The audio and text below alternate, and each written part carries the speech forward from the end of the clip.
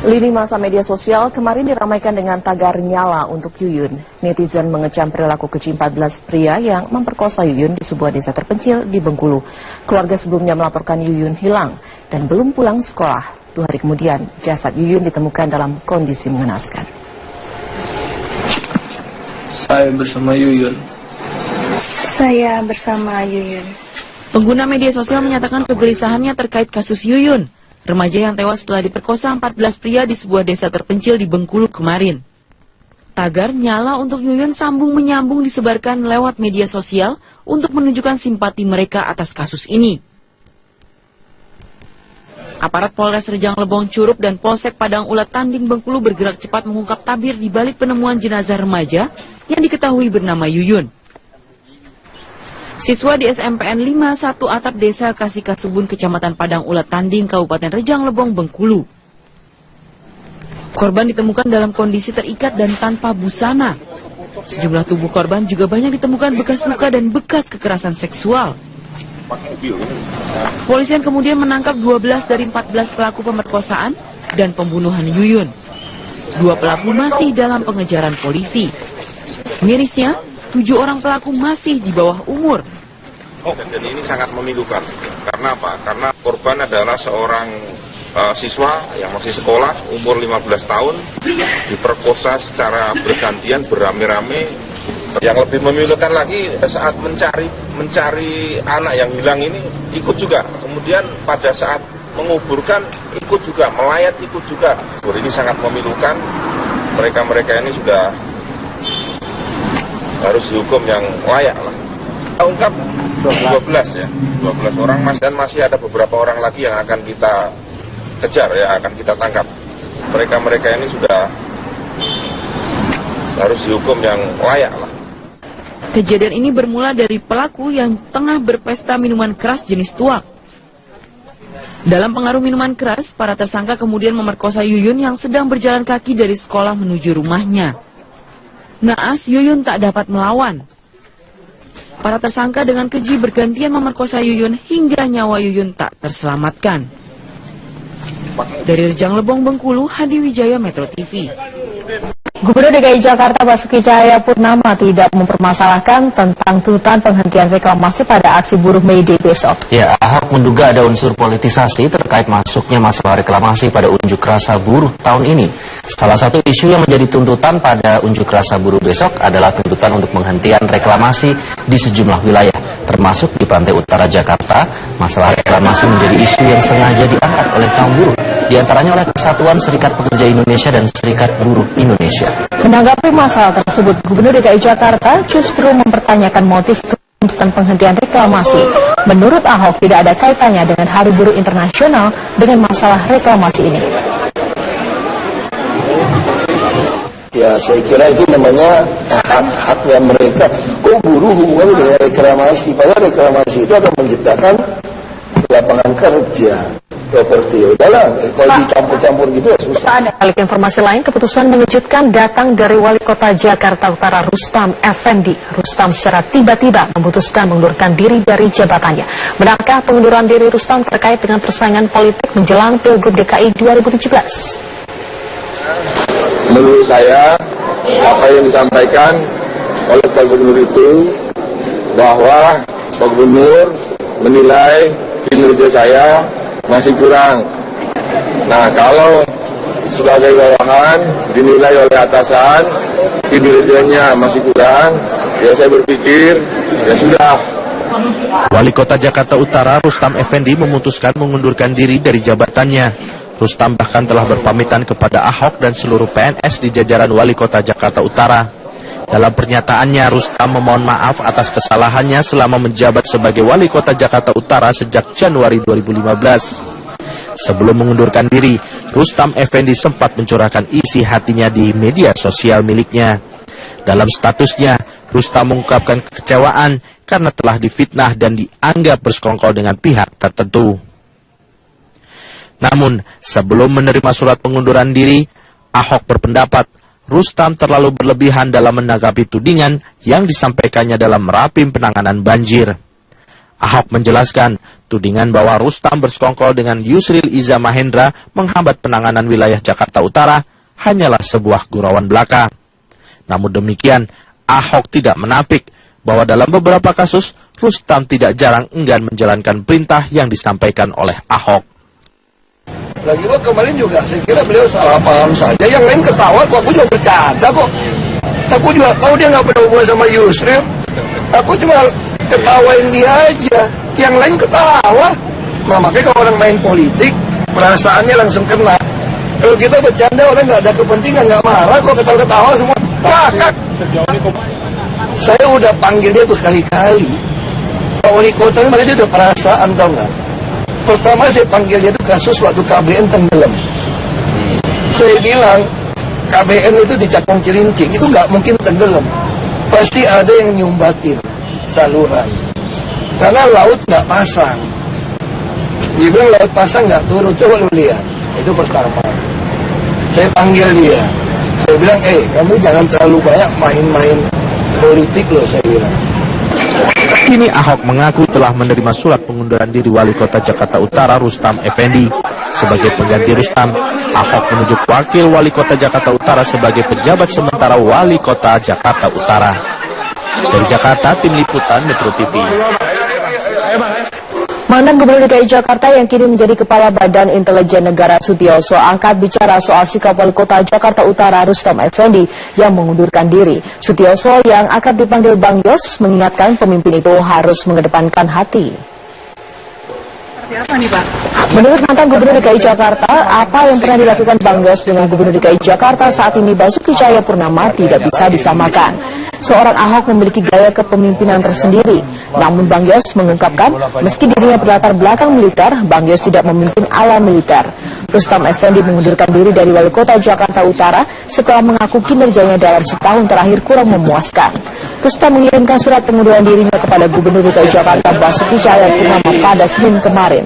Karena Rustam tidak ingin mengecewakan atasannya, di mana soal tudingan adanya geng golf di lingkungan Pemprov DKI Jakarta, bagi Bang Yos itu hal biasa. Bisa jadi sebagai ajang menjalin komunikasi sekaligus berolahraga. Salah satu yang dipersoalkan Rustam mundur adalah soal geng golf di lingkungan Pemprov ini. Bang Yos tidak mempermasalahkan gaya kepemimpinan Ahok, namun Bang Yos bisa memahami apa yang dikeluhkan Wali Kota Jakarta Utara Rustam Effendi.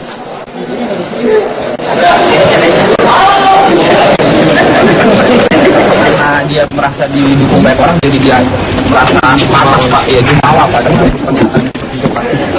Kota itu kan level sudah eselon sudah cukup atas lah ya gitu levelnya ya. Ya pasti ada sebabnya dia melakukan itu kan. Itu patut kita evaluasi gitu kan. Karena itulah pendekatan lain. Kalau saya kan saya dekati hatinya gitu. Karena buat saya itu adalah keluarga saya gitu. Kalau salah saya marahi gitu. Tapi kalau benar ya saya harus puisi gitu. Kalau kerjanya baik. Itu aja reward and punishment di manapun saya terapkan. Sekarang di PIN aja Pak, ada orang tak maki-maki dan nggak pernah, karena itu cara kepemimpinan memang gaya saya seperti itu. Walaupun saya militer dari Kopassus, tidak berarti saya sembarang nempelin orang maki-maki orang, aku nggak kayak begitu kan. Sekali lagi ini kan gaya masing-masing. Kalau gaya Ahok seperti itu juga nggak salah, dia memang pemimpin punya hak untuk menerapkan gayanya masing-masing. Pemirsa, pengampunan pajak jika tidak ditangani dengan baik bisa menjadi bumerang untuk Indonesia. Pengampunan pajak berpotensi membawa masuk dana sekitar 500 triliunan lebih. Dana sebesar itu perlu diimbangi dengan instrumen penampungan dana. Jika tidak dipersiapkan, dana masuk itu bisa jadi masalah untuk iklim investasi dalam negeri. Ini secepatnya menyiapkan instrumen investasi apa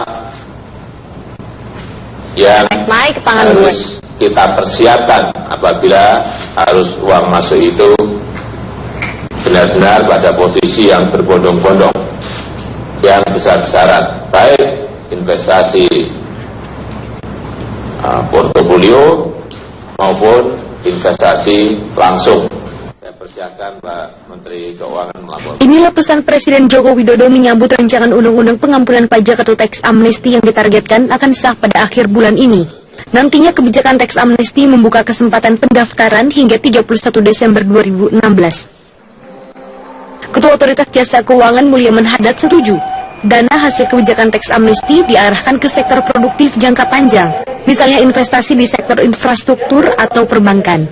Oh iya, karena kan likuiditas jadi longgar. Kalau likuiditas jadi longgar, kan kemudian dana bisa jadi lebih murah. Ya, karena dana bisa lebih murah, kan kredit bisa. Jadi saya kira simpel saja sebetulnya. Yang penting sebetulnya saya concernnya lebih pada begitu uang masuk, bagaimana kemudian bisa teralokasi ke sumber daya yang lebih produktif ini. Bukan tanpa alasan, pengamat pajak Justinus Prastowo mengkalkulasi jika dana repatriasi yang masuk ke Indonesia lebih dari 500 triliun rupiah, maka akan berbahaya bagi iklim investasi di Indonesia. Kalau kita tiba-tiba kebanjiran likuiditas, itu juga nggak baik bagi perekonomian kita. Apalagi devisa kita kan hanya 110 miliar, itu hanya sekitar 1.200 triliun. Kalau sampai 2 kali devisa, tiba-tiba rupiah akan menguat 2 kali. Ekspor kita, yang akan bahaya adalah ekspor kita. Di sisi lain, ekonom dari Indef, Eni Sri Hartati mengungkap, pemerintah perlu meningkatkan iklim investasi dan kualitas sumber daya manusia yang lebih kondusif, agar konglomerat berminat mengendapkan dana repatriasi di dalam negeri. Pendaftar teks amnesti pun harus digiring agar menjadi wajib pajak yang taat. Hanya sekedar pengampunan, tetapi iklim usaha tidak kondusif, ya, dan termasuk nanti berdampak kepada terendusnya berbagai bisnis mereka. Tentu kan ini juga ada perhitungan kalkulasi mereka ke depan, bahwa di tahun-tahun ke depan mereka tidak bisa lagi melakukan praktek-praktek penyimpangan terhadap kewajiban pajak gitu. Sementara itu, pemerintah mengungkap salah satu elemen penting dalam keberhasilan program pengampunan pajak ialah kepastian hukum dan kerahasiaan nama bagi pendaftar teks amnesti. Maka akan ada tim gabungan yang memudahkan kepulangan dana WNI di luar negeri ke tanah air. Tim di bawah koordinasi Kementerian Keuangan, khususnya Ditjen Pajak ini, terdiri atas Kapolri, PPATK, BI, Menkumham, dan Kemenlu. Dari Jakarta, tim liputan Metro TV. Pimpinan DPR RI akan segera mencabut surat larangan mengundang Menteri BUMN Rini Sumarno dalam rapat-rapat di DPR. Ketidakhadiran Menteri dalam rapat di Parlemen dinilai justru membuat kinerja Komisi 6 DPR menjadi tidak maksimal.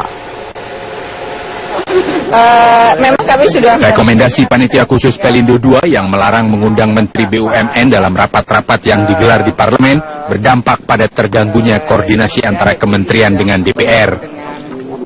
Yang terbaru adalah rapat dengar pendapat Komisi 6 DPR dengan Kementerian ESDM pada Senin siang. Rapat yang membahas sejumlah hal penting seperti kereta cepat dan kinerja BUMN yang semestinya harus dihadiri Menteri hanya diwakilkan oleh seorang deputi. Mestinya pimpinan itu tidak membiarkan kondisinya seperti ini. Tidak ada rapat dengan manajemen BUMN.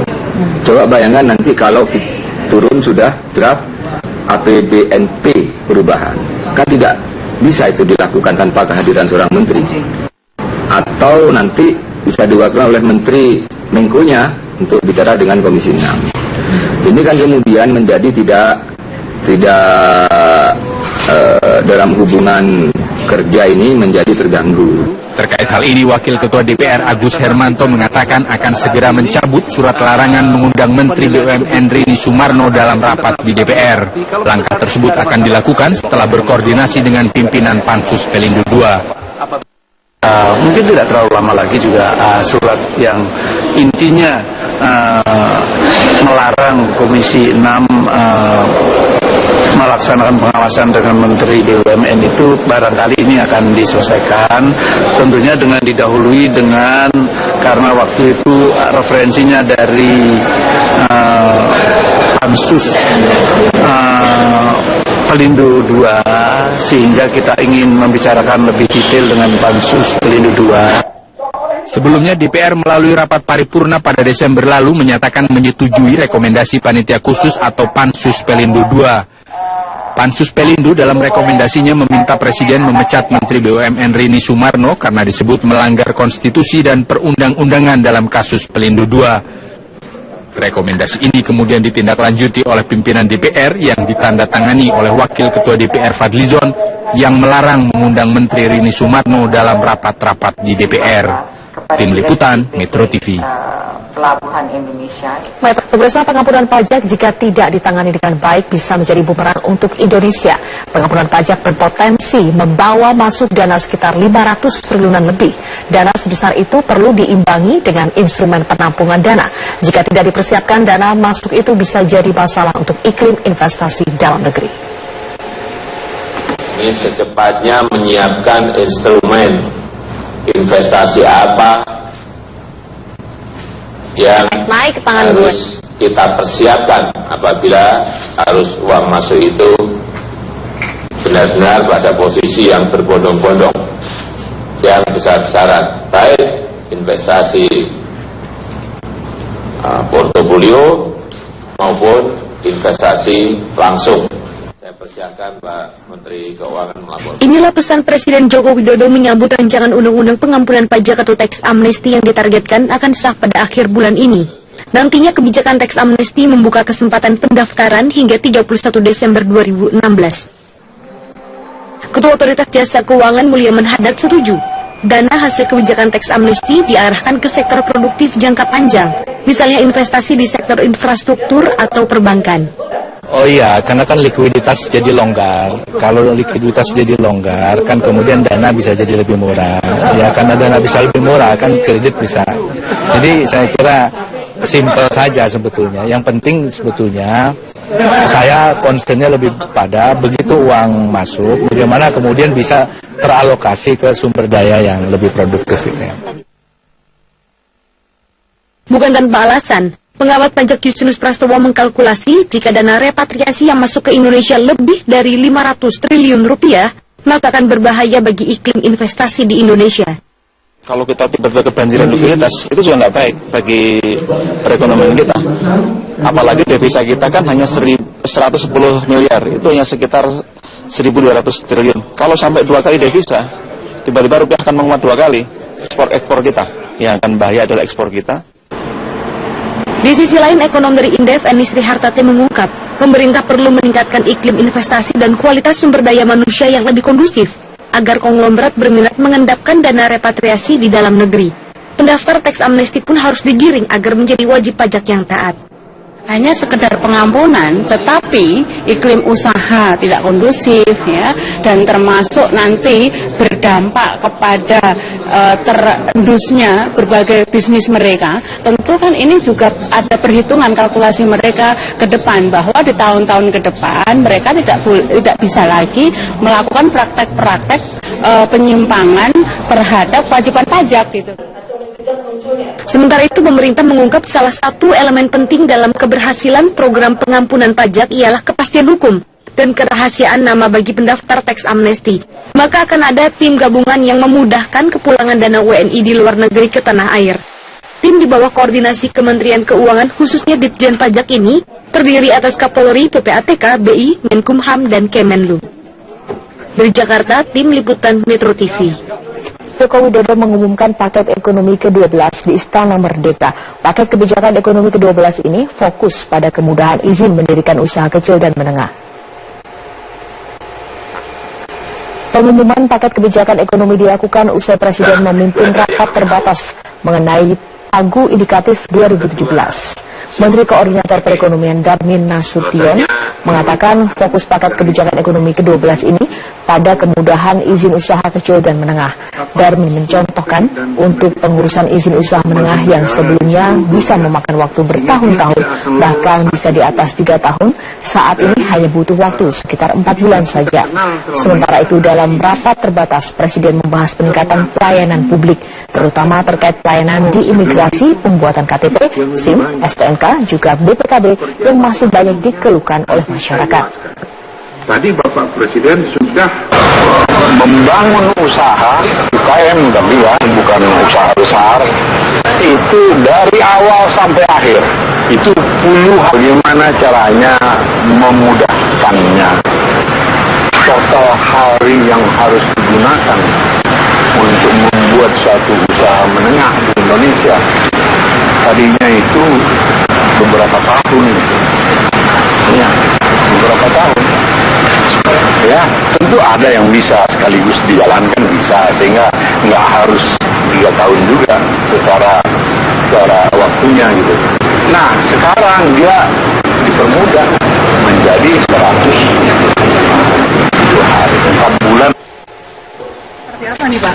Menurut mantan Gubernur DKI Jakarta, apa yang pernah dilakukan Bang Yos dengan Gubernur DKI Jakarta saat ini Basuki Cahayapurnama tidak bisa disamakan. Seorang Ahok memiliki gaya kepemimpinan tersendiri. Namun Bang Yos mengungkapkan, meski dirinya berlatar belakang militer, Bang Yos tidak memimpin ala militer. Rustam Effendi mengundurkan diri dari Wali Kota Jakarta Utara setelah mengaku kinerjanya dalam setahun terakhir kurang memuaskan. Rustam mengirimkan surat pengunduran dirinya kepada Gubernur DKI Jakarta Basuki Cahayapurnama pada Senin kemarin. Karena Rustam tidak ingin mengecewakan atasannya, di mana soal tudingan adanya geng golf di lingkungan Pemprov DKI Jakarta, bagi Bang Yos itu hal biasa. Bisa jadi sebagai ajang menjalin komunikasi sekaligus berolahraga.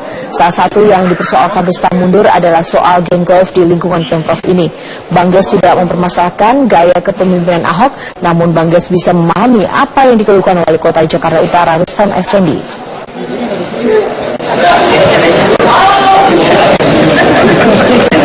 Karena dia merasa didukung banyak orang, jadi dia merasa panas Pak, ya jumawa Pak. Kota itu kan level sudah eselon sudah cukup atas lah ya gitu levelnya ya. Ya pasti ada sebabnya dia melakukan itu kan. Itu patut kita evaluasi gitu kan. Karena itulah pendekatan lain. Kalau saya kan saya dekati hatinya gitu. Karena buat saya itu adalah keluarga saya gitu. Kalau salah saya marahi gitu. Tapi kalau benar ya saya harus puisi gitu. Kalau kerjanya baik.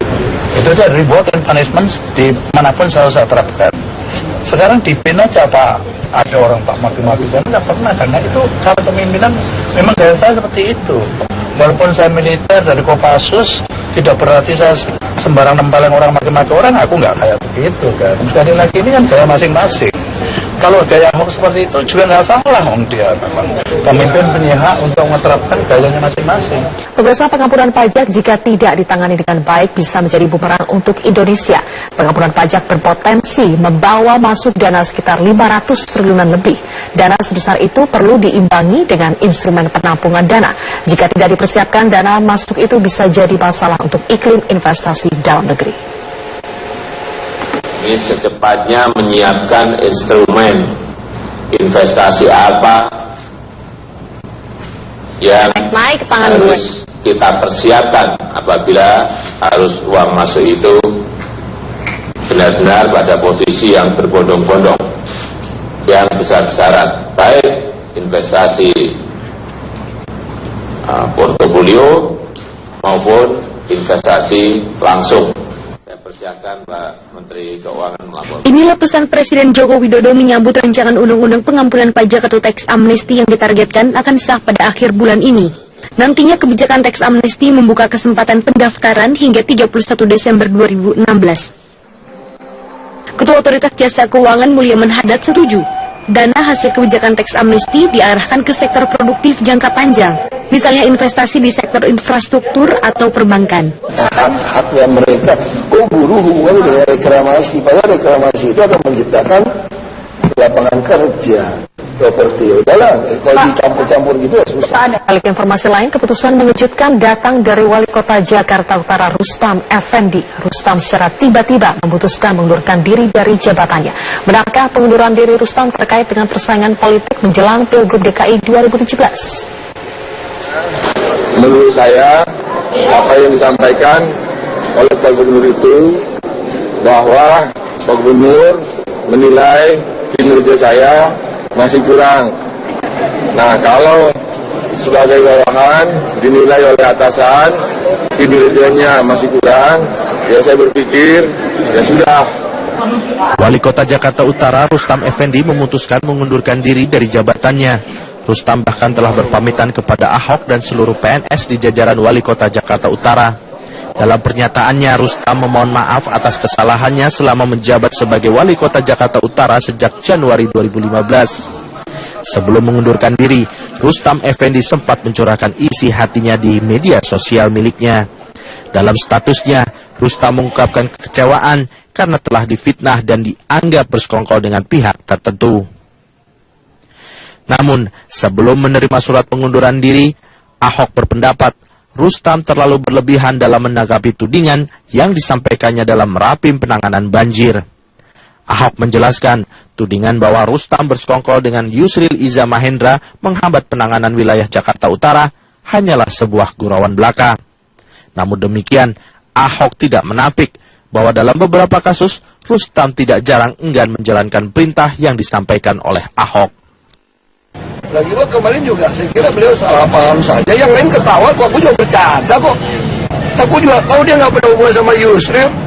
Aku cuma ketawain dia aja, yang lain ketawa. Nah makanya kalau orang main politik, perasaannya langsung kena. Kalau kita bercanda orang nggak ada kepentingan, nggak marah kok, ketawa-ketawa semua. Pakak. Saya udah panggil dia berkali-kali. Pak Wali Kota ini makanya dia udah perasaan, tau nggak? Pertama saya panggil dia itu kasus waktu KBN tenggelam. Saya bilang KBN itu di Cakung Cilincing, itu nggak mungkin tenggelam. Pasti ada yang nyumbatin saluran. Karena laut nggak pasang. Dia bilang laut pasang nggak turun, coba lu lihat. Itu pertama. Saya panggil dia. Saya bilang, kamu jangan terlalu banyak main-main politik loh, saya bilang. Kini Ahok mengaku telah menerima surat pengunduran diri Wali Kota Jakarta Utara Rustam Effendi. Sebagai pengganti Rustam, Ahok menunjuk Wakil Wali Kota Jakarta Utara sebagai pejabat sementara Wali Kota Jakarta Utara. Dari Jakarta, Tim Liputan Metro TV. Mantan Gubernur DKI Jakarta yang kini menjadi Kepala Badan Intelijen Negara Sutioso angkat bicara soal sikap Wali Kota Jakarta Utara Rustam Effendi yang mengundurkan diri. Sutioso yang akrab dipanggil Bang Yos mengingatkan pemimpin itu harus mengedepankan hati. Lini masa media sosial kemarin diramaikan dengan tagar nyala untuk Yuyun. Netizen mengecam perilaku keji 14 pria yang memperkosa Yuyun di sebuah desa terpencil di Bengkulu. Keluarga sebelumnya melaporkan Yuyun hilang dan belum pulang sekolah. 2 hari kemudian, jasad Yuyun ditemukan dalam kondisi mengenaskan. Saya bersama Yuyun. Saya bersama Yuyun. Pengguna media sosial menyatakan kegelisahannya terkait kasus Yuyun, remaja yang tewas setelah diperkosa 14 pria di sebuah desa terpencil di Bengkulu kemarin. Tagar nyala untuk Yuyun sambung menyambung disebarkan lewat media sosial untuk menunjukkan simpati mereka atas kasus ini.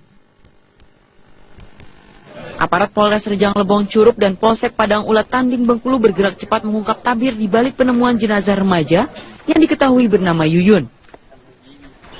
Siswa di SMPN 51 Atap Desa Kasihkasubun Kecamatan Padang Ulat Tanding Kabupaten Rejang Lebong Bengkulu. Korban ditemukan dalam kondisi terikat dan tanpa busana. Sejumlah tubuh korban juga banyak ditemukan bekas luka dan bekas kekerasan seksual. Polisian kemudian menangkap 12 dari 14 pelaku pemerkosaan dan pembunuhan Yuyun. 2 pelaku masih dalam pengejaran polisi. Mirisnya, 7 orang pelaku masih di bawah umur. Dan ini sangat memilukan. Karena apa? Karena korban adalah seorang siswa yang masih sekolah, umur 15 tahun, diperkosa secara bergantian, berame-rame. Yang lebih memilukan lagi saat mencari anak yang hilang ini ikut juga. Kemudian pada saat menguburkan ikut juga, melayat ikut juga. Ini sangat memilukan. Mereka-mereka ini sudah harus dihukum yang layak lah. Kita ungkap 12 ya, 12 orang dan masih ada beberapa orang lagi yang akan kita kejar ya, akan kita tangkap. Mereka-mereka ini sudah harus dihukum yang layak lah. Kejadian ini bermula dari pelaku yang tengah berpesta minuman keras jenis tuak. Dalam pengaruh minuman keras, para tersangka kemudian memerkosa Yuyun yang sedang berjalan kaki dari sekolah menuju rumahnya. Naas, Yuyun tak dapat melawan. Para tersangka dengan keji bergantian memerkosa Yuyun hingga nyawa Yuyun tak terselamatkan. Dari Rejang Lebong Bengkulu, Hadi Wijaya, Metro TV. Gubernur DKI Jakarta Basuki Cahayapurnama tidak mempermasalahkan tentang tuntutan penghentian reklamasi pada aksi buruh May Day besok. Ya, Ahok menduga ada unsur politisasi terkait masuknya masalah reklamasi pada unjuk rasa buruh tahun ini. Salah satu isu yang menjadi tuntutan pada unjuk rasa buruh besok adalah tuntutan untuk penghentian reklamasi di sejumlah wilayah, termasuk di pantai utara Jakarta. Masalah reklamasi menjadi isu yang sengaja diangkat oleh kaum buruh. di antaranya oleh Kesatuan Serikat Pekerja Indonesia dan Serikat Buruh Indonesia. Menanggapi masalah tersebut, Gubernur DKI Jakarta justru mempertanyakan motif tuntutan penghentian reklamasi. Menurut Ahok, tidak ada kaitannya dengan Hari Buruh Internasional dengan masalah reklamasi ini. Ya, saya kira itu namanya... Oh iya, karena kan likuiditas jadi longgar. Kalau likuiditas jadi longgar, kan kemudian dana bisa jadi lebih murah. Ya, karena dana bisa lebih murah, kan kredit bisa.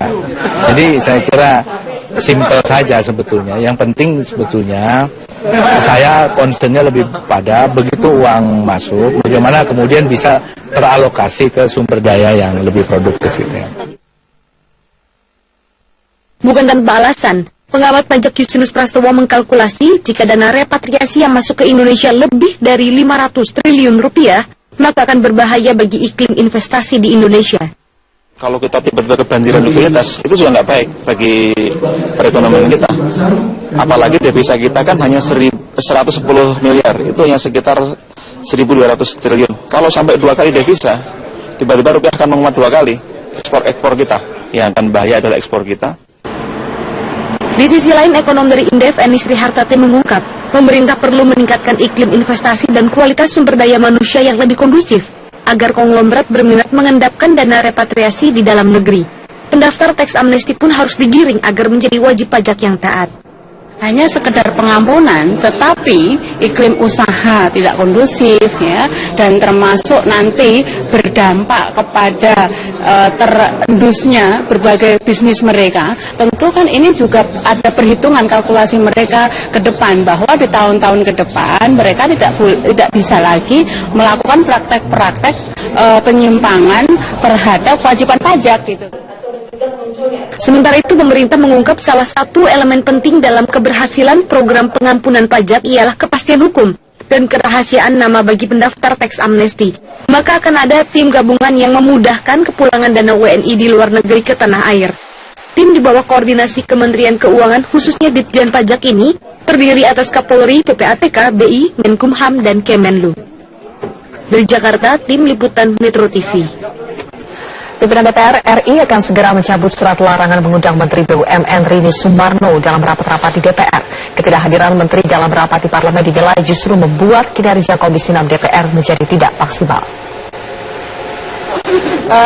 Memang kami sudah... Rekomendasi Panitia Khusus Pelindo II yang melarang mengundang Menteri BUMN dalam rapat-rapat yang digelar di Parlemen berdampak pada terganggunya koordinasi antara kementerian dengan DPR.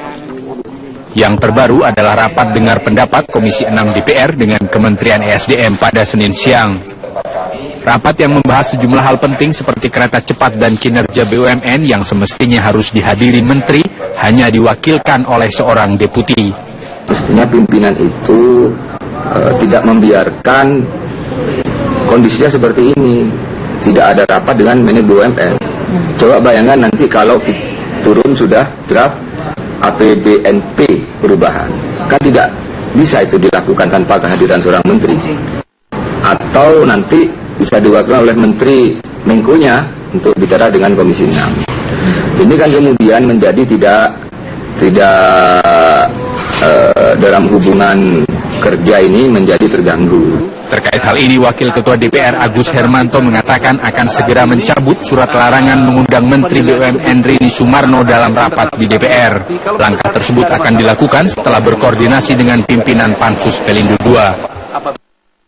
Mungkin tidak terlalu lama lagi juga surat yang intinya melarang Komisi 6 melaksanakan pengawasan dengan Menteri BUMN itu barangkali ini akan diselesaikan, tentunya dengan didahului dengan, karena waktu itu referensinya dari Pansus